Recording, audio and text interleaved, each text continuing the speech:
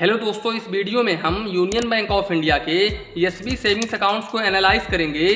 दोस्तों, ये वही सेविंग्स अकाउंट्स होता है जब आप यूनियन बैंक ऑफ इंडिया के किसी भी ब्रांच में जाते हो अपना एक सेविंग्स अकाउंट्स ओपन करवाने के लिए, तो बेसिकली आप लोगों को यही सेविंग्स अकाउंट्स ओपन करके दिया जाता है। दोस्तों, इस वीडियो में हम इस सेविंग्स अकाउंट्स के सारे बेनिफिट्स, हिडन चार्जेस, इसके अलावा एलिजिबिलिटी क्राइटेरिया, इसके साथ साथ हम ये भी देखेंगे कि अगर आप यूनियन बैंक ऑफ इंडिया में अपना एक सेविंग्स अकाउंट ओपन करवाते हो तो यहाँ पर आप लोग का पैसा सुरक्षित होता है या फिर नहीं होता है। इसके साथ साथ दोस्तों, यूनियन बैंक ऑफ इंडिया ने हाल ही में रिसेंटली एक अपडेट जारी किया है जिसको भी मैं इस वीडियो में एक्सप्लेन करने वाला हूँ।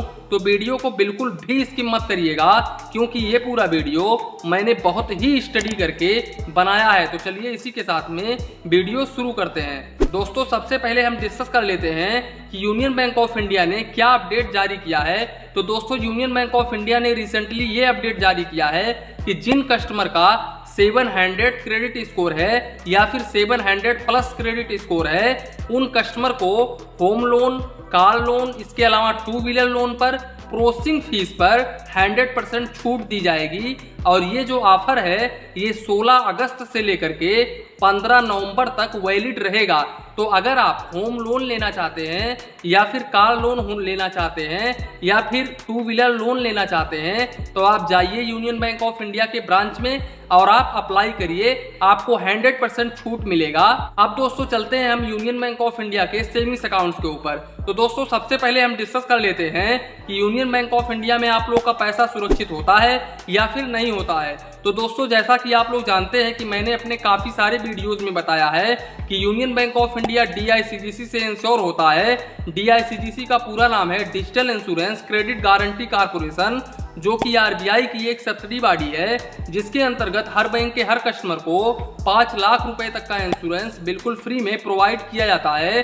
दोस्तों, अगर यूनियन बैंक ऑफ इंडिया अपने लाइफ में कभी भी डूब जाता है तो ऐसे केसेस में आप लोग का 5 लाख रुपए तक का अमाउंट बिल्कुल आसानी तरीके से मिल जाएगा। दोस्तों, अब हम चलते हैं यूनियन बैंक ऑफ इंडिया के इंटरेस्ट रेट के ऊपर। तो दोस्तों, अगर आप यूनियन बैंक ऑफ इंडिया में अपना एक सेविंग्स अकाउंट ओपन करवाते हो और आप अपने अकाउंट में 50 लाख रुपए तक का अमाउंट रखते हो तो यहाँ पर यूनियन बैंक ऑफ इंडिया आप लोग को 2.75% का रेट ऑफ इंटरेस्ट ऑफर करता है। इसके अलावा अगर आप 50 लाख रुपए से अबव का अमाउंट रखते हो यानी कि 50 लाख रुपए से ऊपर का अमाउंट रखते हो तो ऐसे केसेस में यूनियन बैंक ऑफ इंडिया आप लोगों को 2.90% का रेट ऑफ इंटरेस्ट ऑफर करता है। इसके साथ साथ दोस्तों, union bank of India maximum अपने सेविंग्स अकाउंट्स के ऊपर 3.55% का रेट ऑफ इंटरेस्ट ऑफर करता है। लेकिन ये रेट ऑफ इंटरेस्ट लेने के लिए आपके अकाउंट्स में करीब 1000 करोड़ होना चाहिए, तभी आप लोगों को ये रेट ऑफ इंटरेस्ट मिलेगा। अब दोस्तों चलते हैं हम FD के ऊपर। तो दोस्तों, अगर आप यूनियन बैंक ऑफ इंडिया में अपना 1 ईयर का FD ओपन करवाते हो तो यहाँ पर यूनियन बैंक ऑफ इंडिया आप लोगों को 6.30% पर एनम का रेट ऑफ इंटरेस्ट ऑफर करता है। और अगर आप सीनियर सिटीजन के कैटेगरी में आते हो तो ऐसे केसेस में यूनियन बैंक ऑफ इंडिया आप लोगों को 7.05% पर एनम का रेट ऑफ इंटरेस्ट ऑफर करता है। दोस्तों, मैं यहाँ पर आप लोगों को रिकमेंड करूंगा कि अगर आप अपना FD ओपन करवाना ही चाहते हो तो आप 399 डेज यानी कि 399 दिनों का अपना एक FD ओपन करवाएं, क्योंकि अगर आप 399 दिनों का अपना एक FD ओपन करवाते हैं तो ऐसे केसेस में यूनियन बैंक ऑफ इंडिया आप लोगों को 7% पर एनम का रेट ऑफ इंटरेस्ट ऑफर करता है। और अगर आप सीनियर सिटीजन के कैटेगरी में आते हैं तब यहाँ पर यूनियन बैंक ऑफ इंडिया आप लोगों को 7.75% पर एनम का रेट ऑफ इंटरेस्ट ऑफर करता है। अब दोस्तों चलते हैं हम एलिजिबिलिटी क्राइटेरिया के ऊपर।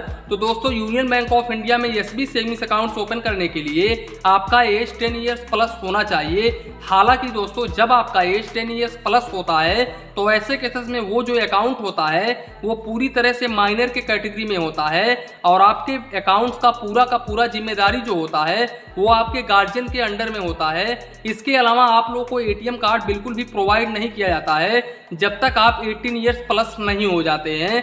आप जैसे ही 18 ईयर्स प्लस होते हैं तो आपका जो अकाउंट्स है वो ऑटोमेटिकली कन्वर्ट हो जाता है यूनियन बैंक ऑफ इंडिया के एसबी सेविंग्स अकाउंट्स में। अब दोस्तों चलते हैं हम मिनिमम बैलेंस के ऊपर। तो दोस्तों अगर आप यूनियन बैंक ऑफ इंडिया में अपना एक सेविंग्स अकाउंट ओपन करवाते हो और आप चेकबुक लेते हो तो ऐसे केसेस में आप लोग को रूरल में 250 रुपए, सेमी अर्बन में 500 रुपए, वहीं पर अर्बन और मेट्रो सिटीज में आप लोग को 1000 रुपीज मेंटेन करना होता है।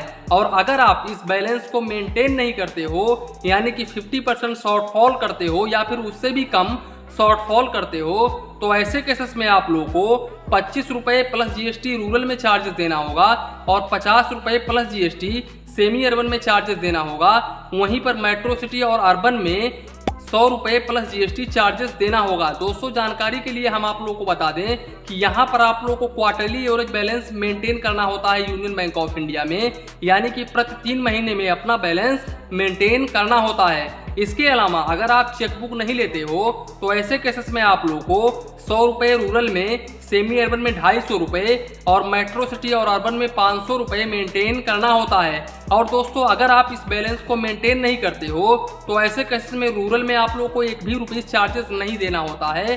सेमी अर्बन में आप लोगों को 25 रुपए प्लस जीएसटी चार्जेस देना होता है और वहीं पर अर्बन और मेट्रो सिटीज में आप लोगों को 50 रुपए प्लस जीएसटी चार्जेस देना होता है। इसके अलावा दोस्तों यूनियन बैंक ऑफ इंडिया आप लोगों को 20 पेज का चेकबुक पर फाइनेंशियल ईयर बिल्कुल फ्री में ऑफर करता है। और अगर आप एक्स्ट्रा चेकबुक लेना चाहते हो तो ऐसे केसेस में आप लोगों को पर पेज यानी कि पर लीफ का 5 रुपीज प्लस जीएसटी चार्जेस देना होगा। इसके अलावा दोस्तों अगर हम एसएमएस अलर्ट चार्जेस की बात करें तो यहाँ पर आप लोगों को क्वार्टरली जो है वो 15 रुपए प्लस जीएसटी चार्जेस देना होता है, जो कि ऑटोमेटिकली आपके अकाउंट से काट लिया जाता है। इसके अलावा दोस्तों अगर हम कैश विड्रॉवल की बात करें कि आप कितना कैश एक महीने में निकाल सकते हैं यूनियन बैंक ऑफ इंडिया के अकाउंट से, तो यहाँ पर अगर आप 25,000 रुपए तक क्वार्टरली एवरेज बैलेंस मेंटेन करते हैं तो ऐसे केसेस में आप लोगों को 5 ट्रांजेक्शन पर मंथ प्रोवाइड किया जाता है।